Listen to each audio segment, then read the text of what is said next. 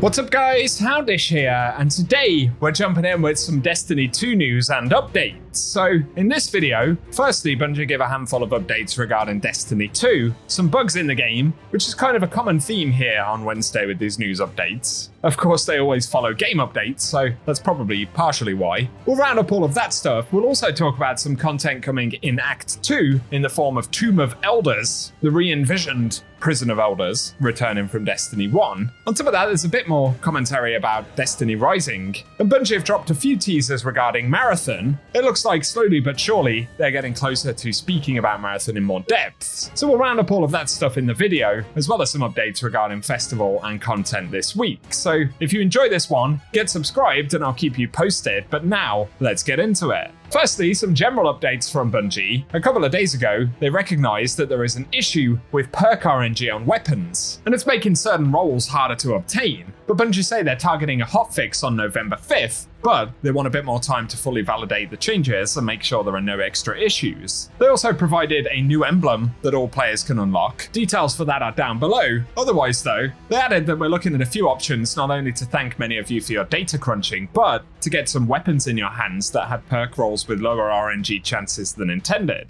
And there's been some speculation as to what that could mean. DMG said though, we want to be clear, this does not translate to perk or gear focusing. The team is indeed looking to get some goodies in your hands, but focusing isn't on the table. Our goal is for speed, fix the RNG issues, and get some loot in your hands. More details will come soon. So I guess sort of expectation setting on that front. Share your thoughts below. Players also questioned why there are so many shaders dropping inside of the Crucible, and the D2 team said, long story short, double drops in Crucible led to double the shader drop. The first one worked, while the second one gave the bucket full messaging. The team is currently investigating an issue where the shader isn't visible to equip, and they'll likely have an update regarding that next week. So hopefully we'll hear news on that front soon. And the D2 team also said, we're currently investigating some inconsistencies for rank gains and losses in the competitive playlist. Until resolved, they've made some slight changes to the amount of rank that can be gained or lost from a given match, which should mitigate the effects of the issue as we continue to investigate. Next up though, let's turn our attention to Festival of the Lost very briefly. Bungie have a few updates regarding this, and they say, we're aware of an issue where the focusing options for Festival of the Lost weapons on Eva Levante are currently offering older weapons and roles than intended. Some more information will be provided when available. I think it appears to be a mixture, actually. Sometimes players are getting new weapons with new roles, but very often the roles are the previous year's roles, which is pretty bizarre. They also say, we're additionally aware that these older roles can drop from Haunted Lost sectors and the event card, which means it's more or less any of the reward sources for Festival, so that's pretty weird. Additionally, Bungie Help have said, there are reports that Eva is sometimes handing out Solstice quests in addition to, or as a replacement of, the main Festival of the Lost quest. And so essentially, Eva Levante is finally losing it. She spent so many years running so many different events that she no longer knows which event this actually is. In all seriousness though, hopefully Bungie will get these bugs fixed soon. And really this is just another set of issues on the pile, as Bungie appear to be tackling a lot of bugs across the game in general right now. And that's a whole discussion worth having separately. Otherwise for Festival, as we covered yesterday, it's the first chance for players to get exotic class items without running dual destiny. I made a video regarding farming candy for Festival of the Lost. One of the fastest ways to do it, while it isn't exciting, is to run heroic public events on the EDZ. For the sake of clarity though, because I had quite a few questions regarding this, if you've unlocked an exotic class item via Festival of the Lost, it is then possible to farm Overthrow on the Pale Heart to get additional drops. Those drops are RNG, but it has the potential to be faster than farming candy. It's just going to depend how lucky you are with the drops. Separately though, I had a lot of questions regarding exotic class item attunement. If you've earned your first exotic class item from Festival, then the attunement option isn't available, as that can only be unlocked by completing the Dual Destiny mission. If you do have attunement available though, again, if you've done Dual Destiny previously, then Bungie have said the perk that we attune to is guaranteed to drop when we farm exotic class items in Festival. Those are the facts as presented by Bungie, so I just wanted to clarify, as I've seen a lot of questions, but let us know down below if you've been lucky in terms of exotic class item rolls, any of the weapons from Festival, and I'll be sure to keep you posted if Bungie offer us additional updates regarding the bugs.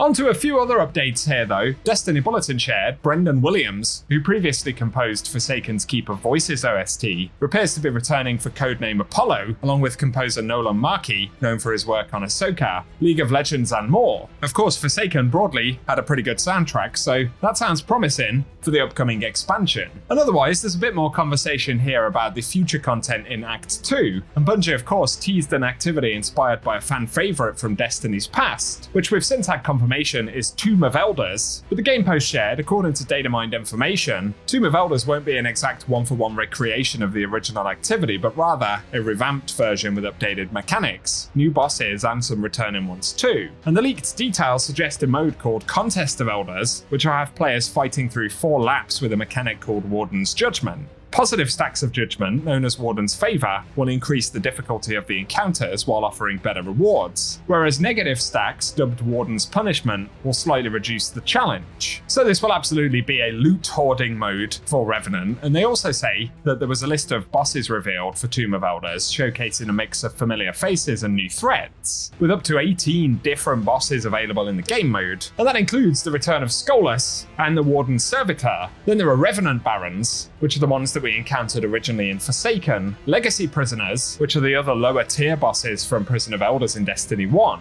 But interestingly, it also lists the Shield Brothers from the Strike in the Taken King.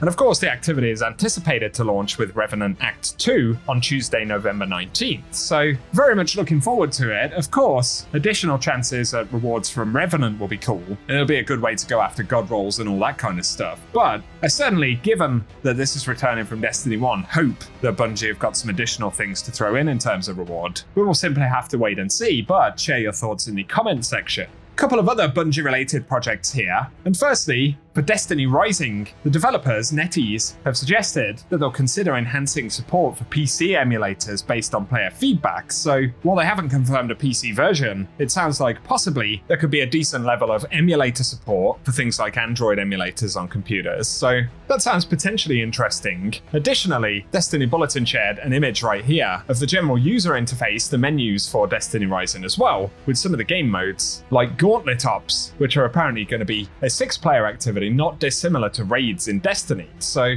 kind of curious to check that out. And of course, later on this week, on Friday, 1st of November is when the first alpha will be available for Destiny Rising. That had a whole sign-up process. Some of you guys are probably going to check it out. So I'll be sure to keep you posted if I can get access to that stuff later in the week. Our final mention though, and Bungie offered a very small update regarding Marathon. There was a new video from the game director. They didn't show any new gameplay, but generally there was a conversation about their goals for Marathon, with the main goal for the game really being a fun arena where the primary focus is surviving the game mode and escaping, and for every time we escape with rewards, we'll be able to keep them, which will help to progress our characters or our account overall. Plus, they said that Marathon will be coming to PlayStation 5, Xbox Series X and S, and PC, and is available to wishlist on PS5 and Steam right now. Plus, they're working on the wishlisting options for Xbox. And they shared a couple of teaser images for 2 additional runners outside of the one that was first shown in the trailer. That second one especially gives me Cyber Aldrin vibes. So certainly not an info dump by any means, but an indication again that Bungie are getting closer to a point where they're going to start to talk about Marathon in more detail, probably as we head into the spring or something next year, if not sooner. So I'm curious to finally actually see the game, and again, share your thoughts below. But for today, that's what we have to speak about. So if you've enjoyed the video, a rating really does help us on the channel. And be sure as well to get subscribed so that I can keep you posted with everything related to the game. Otherwise though, let us know how you've got on with Festival this year. And for now, I hope you guys have an awesome day.